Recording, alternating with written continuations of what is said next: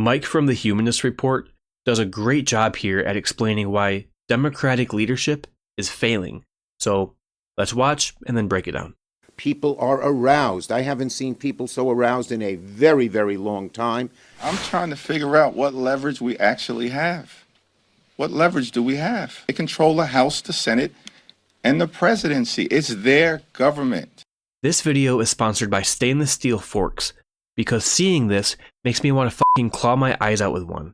We will win! We will win! We will win! We will win!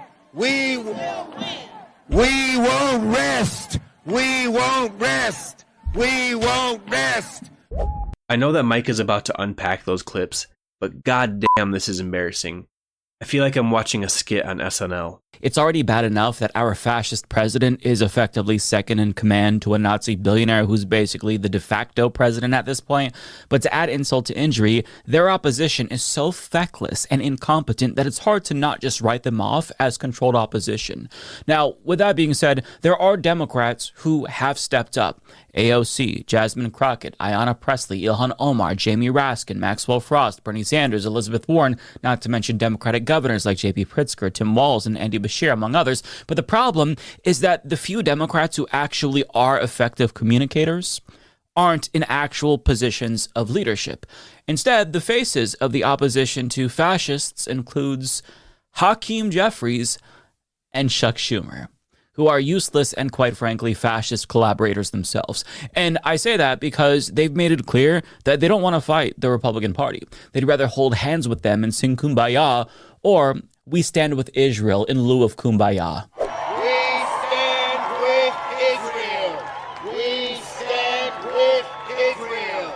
He's right that the best communicators in the Democratic Party are not in positions where they can truly hold Trump accountable. Mike mentioned that some of these great communicators being AOC, Maxwell Frost, Bernie Sanders, and others, but those are members of Congress.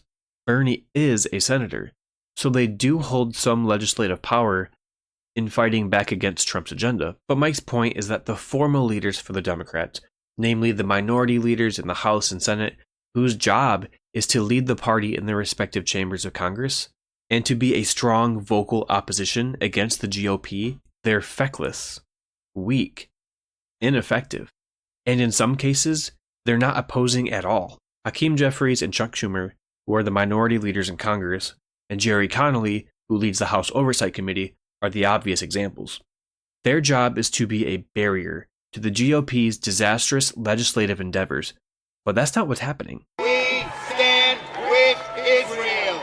Do you not feel inspired by that? Doesn't it make you feel all warm and fuzzy when the leaders of the Democratic Party lock hands with a Christian nationalist in support of an ethno-nationalist regime doing a genocide?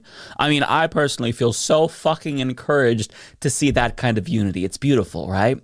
But to be clear, the Democratic Party's leaders aren't just morally bankrupt and painfully out of touch. They are also deeply fucking incompetent. Case in point. The public did not give Trump a mandate to dismantle the whole chunks of the federal government. Gave him a mandate to, kick the tires, check the dipstick, and make sure that things are running well and efficiently. In that part, he has a mandate. Why the fuck are you saying that Trump has a mandate on national television when he doesn't? This election was not a landslide. He does not have a mandate. He won by a 1.5% vote margin. The fact that the leader of the House Oversight Committee is using the term mandate to describe Trump's victory is a complete failure, not just on his part, but also on the party's messaging as a whole. The Republicans, even though their agenda is regressive and, in my opinion, bad for the middle class, at least they're united in their messaging. They all use similar talking points and try to craft the same narratives, and they push back against everything that the Democrats do, even the good things, like lowering the cost of prescription drugs by having Medicare negotiate with pharmaceutical companies, capping the cost of insulin for seniors at $35, the Inflation Reduction Act, the big infrastructure bill. Every single piece of legislation that the Democrats got through Congress under Biden when they had majorities was put on blast by conservative media. But now with Trump in office, what are the Democratic leaders saying?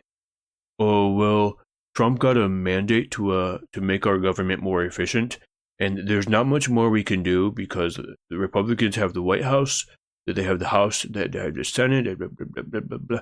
Dog, at least pretend that you want to fight. At least pay lip service to those of us on the left who are asking for aggressive action, like organizing, or shedding light on the anti-oligarchy protests that are happening in all 50 states. At least pretend like there's something you can do. You're saying that on TV? What is wrong with you? By the way, this is the Democratic Party's guy. They passed up AOC to give this guy the top Democratic position on the House Oversight Committee. He's the face of the resistance among House Democrats, aside from Hakeem Jeffries. They had the choice between a young, popular, and charismatic leader with a massive social media following, and they opted for that guy, a 74-year-old centrist with terminal cancer. But to be fair, his tweets have actually been popping off lately. For example, one of them almost got 60 likes on Twitter, and there were only 15 comments this time exclusively shitting on him. Jerry Connolly tweeted, "The House Republican budget confirms what we've long known. They're stealing taxpayer dollars to reward billionaires and corporations. Their budget takes health care away from millions of Americans, while folks like Elon Musk get tax breaks worth hundreds of billions of dollars." You know why tweets like this are ineffective? Because there's no call to action.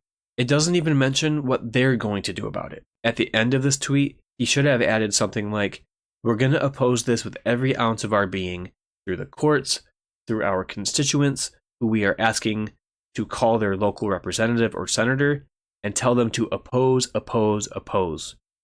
Even something simple like that would be more effective. Glass half full, am I right?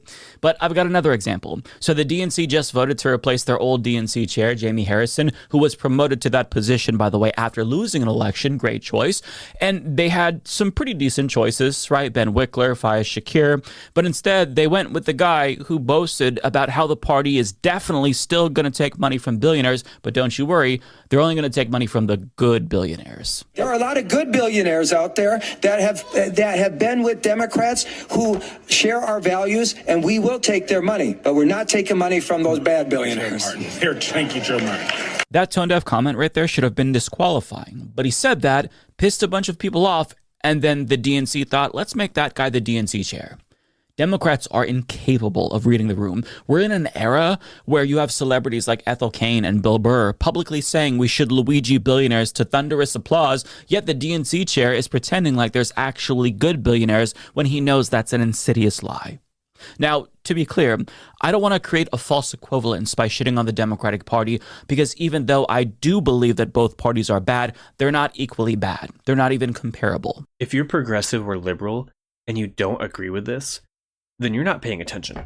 The Democratic Party, with all of its woes, is objectively better than the GOP. Progressives don't think the Democratic Party goes far enough, which is true, but there are stark differences between them and the GOP. I feel like I shouldn't have to mention them because it's so obvious, but I hear progressives talk like the Democratic Party and the Republican Party are equally bad. Democrats support access to abortion and a woman's right to choose. Republicans do not. Democrats support diversity, equity, and inclusion efforts. Republicans do not. Democrats support the CFPB, which is the Consumer Financial Protection Bureau, the NLRB. They support upholding Medicare and Medicaid and Social Security. MAGA Republicans, if they had their way, would cut those programs. Fortunately, the constituents of those MAGA elected officials, both red and blue voters, would Luigi them if they tried to cut Social Security and Medicare. So there is some accountability there. But for nearly a decade, the Democratic Party has tried to coast by simply by not being Republicans. They've convinced themselves that that's good enough. That's all they have to do. Just say, hey, I'm not the Republicans. Look at how bad they are. Aren't we reasonable in comparison? But as this last election taught us, the people they want more. They expect more. They deserve more. The party as a whole is just too entrenched in the status quo and too beholden to their corporate donors to enact any sort of meaningful changes, at least internally. And leadership, they just don't want to take the party in a more bold and progressive direction. That's part of the reason why they got to that leadership position in the first place, aside from the fact that they can raise a lot of money, but they're fundamentally incapable of meeting this moment. And there isn't a single person who believes that Chuck Schumer and Hakeem Jeffries are up to the task, because they aren't, and that's very obvious. For example, Chuck Schumer signaled his intent to preemptively capitulate to Republicans ahead of a funding showdown to stop a government shutdown, and he made it clear that he's ready to seek a bipartisan solution to keep the government funded. But I mean, this is a major piece of leverage that he just gave away. Republicans control all branches of government, so Americans will blame Republicans if there's a shutdown. Use that to your advantage. Shut down the government if you need to. Shut it down until Trump agrees to stop breaking the law with Elon Musk's Doge. Make them come to you. Don't go to them. They need 60 votes in the Senate. Normally, like in principle, I never suggest having a government shutdown to gain political points. But in this case, I actually agree.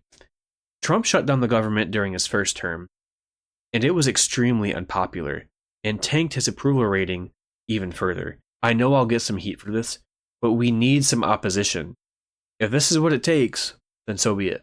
Mike has a lot more to say on this topic, so definitely go check out the full video.